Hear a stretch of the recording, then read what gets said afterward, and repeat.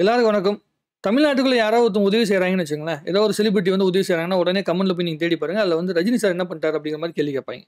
So, அப்ப அவங்களுக்கு வந்து சில பதில்கள் சொல்ல வேண்டியதா இருக்கு. இப்ப இந்த செய்தி வந்து பார்த்தீங்கன்னா, லிவிங்ஸ்டன் சார் வந்து கடைசியா ரஜினி சார் கூட ஒர்க் பண்ண படம் அண்ணாத்த திரைப்படம். அந்த படத்து டைம்ல வந்து நடிச்சிருந்த டைம்ல வந்து லிவிங்ஸ்டன் சாருடைய ஒய்ஃப்க்கு வந்து பார்த்தீங்கன்னா, உடம்புல வந்து ப்ராப்ளம். ஏதோ பிரச்சனை போல இருக்கு. ஹெல்த் இந்த ஹார்ட் சம்மந்தப்பட்ட ஏதோ இஷ்யூ. அப்ப என்ன ஆயிடுச்சுன்னா, அவரு பணத்துக்காக ரொம்ப சிரமப்பட்டிருந்த டைம்ல வந்து ரஜினி சார் வந்து பார்த்து புரிஞ்சுகிட்டு அவர் வந்து ரூ. 15,00,000 உதவி செஞ்ச விஷயத்த வந்து அவர் மென்ஷன் பண்ணி ஒரு யூடியூப் சேனல்ல பேட்டியில குடுக்குறாரு. ஸோ, இந்த மாதிரி ரஜினி சார் வந்து உதவி செஞ்ச விஷயத்த வந்து அவர் அவ்வளவு தூரம் நெகிழ்ச்சியோட சொல்றாரு. பூஜை அறையில வச்சு கும்பிடுற அளவுக்கு வந்து பார்த்தீங்கன்னா, ரஜினி சார் வந்து எனக்கு அவ்வளோ முக்கியமானவரா லைஃப்ல வந்து மாறிட்டாரு. பிளஸ் என்னுடைய மனைவி வந்து இப்போ உயிரோட இருக்காங்கன்னா, அதுக்கு ஒரே காரணம் வந்து ரஜினி சார் தான் அப்படிங்கிற விஷயத்த வந்து லிவிங்ஸ்டன் சார் வந்து சொல்றாரு. ஆல்ரெடி சொன்னது தான். எதுக்கு அப்ப வந்த செய்திய தூக்கிட்டு வந்து நான் இப்ப பேசுறேன்னா, அப்பதான் எனக்கு ஒரு விஷயம் புரிஞ்சுது. என்னன்னா, அந்த டைம்ல எல்லாருமே ஆன்லைன்ல வந்து நம்மளுடைய ஃபேன்ஸ் எல்லாருமே வந்து பார்த்தீங்கன்னா, ஷார்ட்ஸ்லாம் கட் பண்ணி போட்டாய்ங்க. இருந்தாலும் இன்னுமே அதே கேள்வி கேட்டுட்டே இருக்காய்ங்க.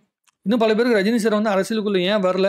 அவருக்கு உடல் ரீதியா என்ன ப்ராப்ளம் அப்படிங்கிற விஷயத்த கூட இன்னும் முழுசா தெரிஞ்சுக்காத பல பேர் இருக்கிறாய்ங்க. ஸோ, அத பத்தியே தனியா வீடியோ போடணும் போல இருக்குது. ஸோ, இந்த மக்களுக்கு ஏதாவது ஒரு வகையில யாரோ ஒருத்தன் வந்து உட்கார்ந்து எக்ஸ்ப்ளைன் பண்ணிட்டே இருக்கணும். ஒரு செய்தியா போட்டா உங்களுக்கு வந்து மக்கள்ட்ட போய் சேரதில்ல. அத எக்ஸ்ப்ளைன் பண்ணா தான் மக்கள் வந்து புரிஞ்சுக்கிறாய்ங்க. பிளஸ் நல்லது செஞ்சாங்கன்னா, நல்லது செஞ்சத விளம்பரம் பண்ணா மட்டும் தான் நல்லதுன்னு நெனைக்கிறாய்ங்க. விஜயகாந்த்ன்னு ஒரு மனுஷன். செத்ததுக்கு அப்புறமேட்டு இஷ்டத்துக்கு பேசினாய்ங்க. உயிரோடு இருக்கும்போது வரைக்குமே விஜயகாந்த் அவர்கள் வந்து ஒரு ரூ. 20,00,00,000 லேண்ட கொண்டு போயிட்டு பழங்குடி மக்களுக்காக குடுத்துருக்காரு அப்படிங்கிற விஷயத்த எத்தன பேர் தெரிஞ்சுக்கிட்டோம்? எனக்கும் தெரியாது. ஏன்னா, இந்த மீடியா சொன்னா தானங்க நமக்கு தெரியும்.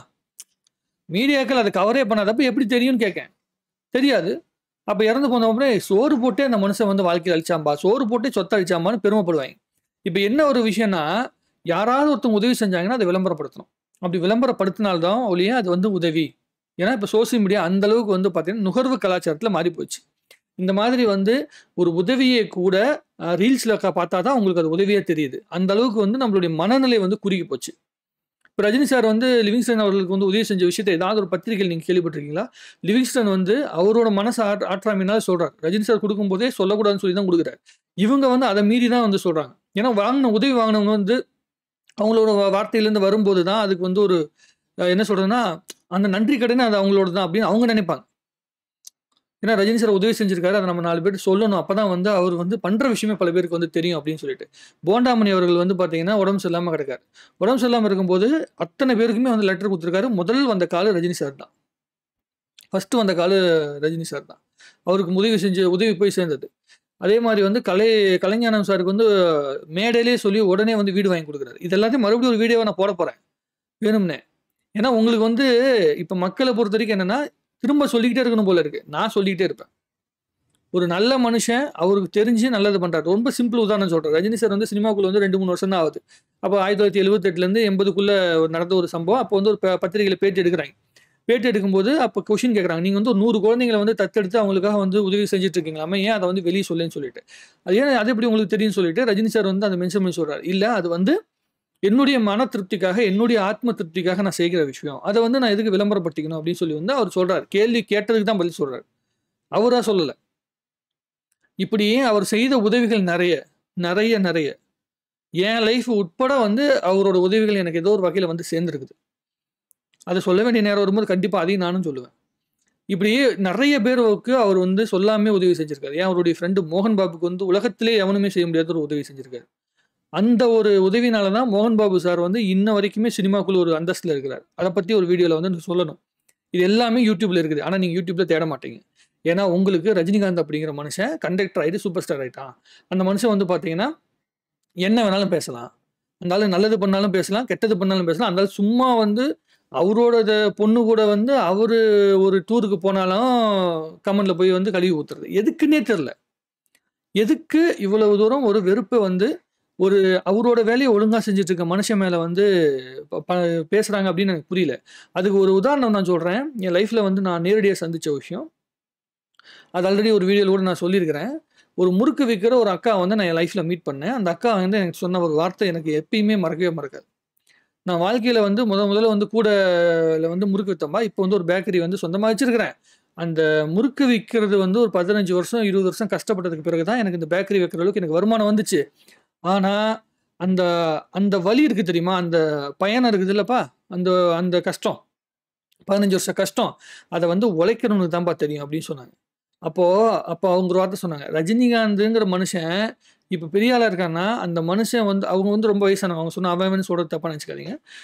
ரஜினிகாந்துங்கிற ஆளு வந்து இப்ப இவ்வளோ பெரிய ஆளா இருக்கான்னா, அவன் உழைச்சிருக்கனால தான் அந்த இடத்துல இருக்கான்.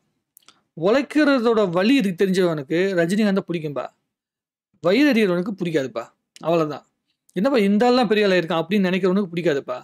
ஆனா, உழைச்சு, உழைச்சு கஷ்டப்பட்டுட்டு இருக்கவனுக்கு ரஜினிகாந்தோட வலி புரியும்பா. அப்படின்னு சொல்லி அவங்க சொன்னாங்க. அந்த வார்த்தைய என் வாழ்க்கையில மறக்க மாட்டேன். அதுதான் என்னோட மனசுல பசுமரத்தாணி போல பதிஞ்சிருக்குது. இப்ப லிவிங்ஸ்டன் சாருடைய லைஃப்‌க்கு கிடைச்ச மாரி பல பேருக்கு பல சூழ்நிலைகள்ல ரஜினி சார் வந்து பார்த்தீங்கன்னா, உதவி செஞ்சிருக்காரு. அவர் விளம்பரம் செய்ய மாட்டார். அவர் சொல்ற ஒரே வார்த்தை என்னன்னா, அந்த உதவி ந உதவி வாங்குனவங்களுக்கும், இந்த ஆண்டவனுக்கும் தெரிஞ்சா போதும். மத்தபடி வந்து யாருக்கும் தெரியணுங்கிற அவசியம் கிடையாது. நம்மளுடைய கடமை உதவி செய்யறது மட்டும் தான். அத விளம்பரப்படுத்துறது கிடையாது அப்படிங்கிறது ரஜினி சாரோட எண்ணம்.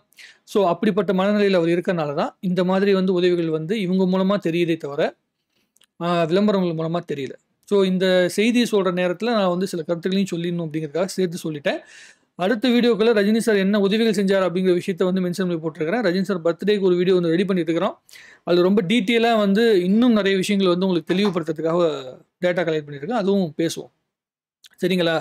அதாவது இப்பயும் சொல்றேன், தயவு செஞ்சு சொல்றேன். ஒரு மனுஷன் ஜெயிச்சிருக்காருன்னா, அந்த ஜெயிக்கிறத பார்த்து கல் எறியறதுனால மட்டுமே நம்ம வந்து புத்திசாலி கிடையாது. இப்ப ரஜினிகாந்த் அவர்கள வந்து கிண்டல் பண்ணிட்டோம்னா, நம்மலாம் பெரிய புத்திசாலிலாம் கிடையாது.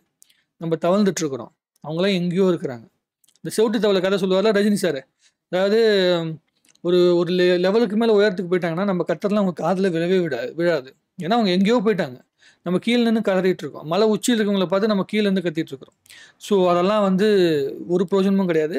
அவங்களுடைய ஜர்னில அவங்களுடைய கஷ்டங்கள பார்த்து, ரஜினி சார் வாழ்க்கையில பட்ட வழிகள பார்த்து, அதுலேருந்து நம்ம பல நம்மளுடைய லைஃப்‌க்கு தகுந்த ஒரு சில வழிகள எடுத்துக்கணும் அப்படிங்கிறது தான் என்னுடைய தாட் ப்ராசஸ். தயவு செஞ்சு அத புரிஞ்சுக்கங்க.